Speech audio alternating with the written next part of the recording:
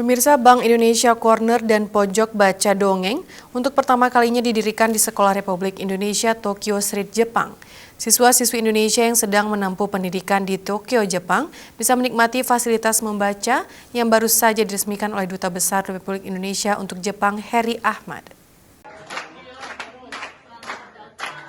Duta Besar Republik Indonesia untuk Jepang, Heri Ahmadi, meresmikan Bank Indonesia Corner dan Pojok Baca Dongeng di Sekolah Republik Indonesia Tokyo Street pada Jumat 10 September. Kunjungan Heri ke Street tersebut disambut antusias oleh para guru dan perwakilan siswa-siswi yang sedang melaksanakan pembelajaran tatap muka secara terbatas di Jepang. Heri berharap layanan perpustakaan yang difasilitasi oleh Bank Indonesia di Street dapat mendukung peningkatan minat baca bagi siswa-siswi Street dan masyarakat Indonesia di Jepang.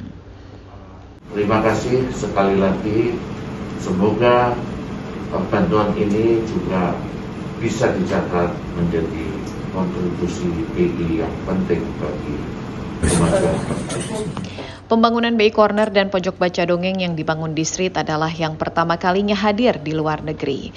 Hal tersebut merupakan bentuk kepedulian Bank Indonesia terhadap dunia pendidikan, khususnya untuk meningkatkan minat baca dan memberikan pemahaman kepada masyarakat terkait ekonomi dan peranan BI.